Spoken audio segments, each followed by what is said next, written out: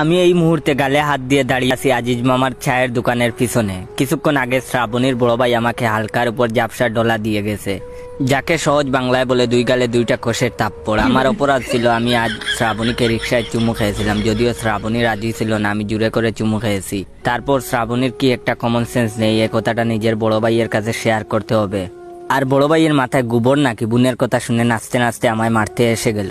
যে মেয়েটা 2 দিন পর আমার বউ হবে তাকে তো আমি আদর করে একটা চুমু খেতে পারি, তাই বলে সেই অপরাধে আমাকে মারতে হবে। বিষয়টা আমার জন্য সত্যি খুব অপমানজনক। বাসায় গিয়ে দেখি আব্বাজান বেলকনিতে বসে পত্রিকা পড়ছে। আব্বাজানকে দেখলেই আমার কেন যেন বয়ে গলা শুকিয়ে যায়। 1 গ্লাস পানি খেয়ে মনে সাহস নিয়ে বাবার সামনে দাঁড়িয়ে বললাম, বাবা এই মেয়েকে আমি বিয়ে করতে পারবো না।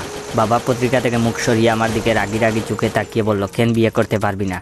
আমি মনে মনে ভাবলাম, এখন যদি বাবাকে বলি আমি শ্রাবণীকে চুমু খেয়েছিলাম সেজন্য ওর ভাই আমাকে মেরেছে, তাই আমি শ্রাবণীকে বিয়ে করবো না, তাহলে আমার কপালে খারাপ আছে। তাই আমতা আমতা করে বাবাকে বললাম, বিয়ে করবো তো বাবা, এমনি মজা করে বলছি বিয়ে করবো না। কথাটা বলে আমি যখন আব্বাজানের সামনে থেকে চলে যাব তখন আব্বাজান আমায় ডেকে বললেন, বাবা জয় আমার কাছে একটু আয় তো। আমি আব্বাজানের কাছে আসছেই বাবা আমার ডান গালে কষে থাপ্পড় মেরে বলল, হারামজাদা তোকে কে বলেছিল বিয়ের আগে হবু বউকে চুমু খেতে? পরের বার বৌমার সাথে দেখা করতে গেলে মুখে ঠেপ মেরে যাবি, যেন ঠোঁটগুলোকে কন্ট্রোল করে রাখতে পারিস। সি সি। মেয়েটা কাঁদতে কাঁদতে আমায় বলল, আব্বাজান আপনার ছেলে আমাকে জোর করে চুমু খেয়েছে, এটা একজন বাবার জন্য কতটা অপমানজনক সেটা তোর মতো কুলাঙ্গার বুঝবে না। আব্বাজানের কথা শুনে আমি অবাক হয়ে ভাবতে লাগলাম, শ্রাবণের কি মাথায় সমস্যা আছে?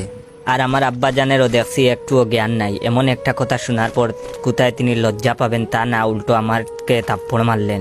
পরদিন সকালে শ্রাবণী ফোন দিল। ওর ফোন থেকে এর আগে আমার শরীর জ্বলে যাচ্ছিল। মনে মনে ভাবলাম আজ ওকে অনেক কথা শোনাবো। ফোনটা রিসিভ করতেই অপর প্রান্ত থেকে শ্রাবণী বলল, আমার বাবুটা কি করে? আমার বাবুটা আমার সাথে এখন দেখা করতে পারবে? শ্রাবণীর মিষ্টি কণ্ঠে এই আহ্লাদি কথাটা শুনে কেন জানি আমার সমস্ত রাগ মোমের মতো গলে গেল। আমি তখন বললাম, আমি এখনই আসছি। এটা হচ্ছে ভিডিওর প্রথম পার্ট। বিশ্বাস করেন দ্বিতীয় পার্টটা হবে আমার জীবনের সেরা একটা ফানি কন্টেন্ট। যদি দ্বিতীয় পার্টটা চান তাহলে আমার এই ভিডিওতে 30,000 লাইক, 1000 কমেন্ট আর 500 শেয়ার করে দিবেন।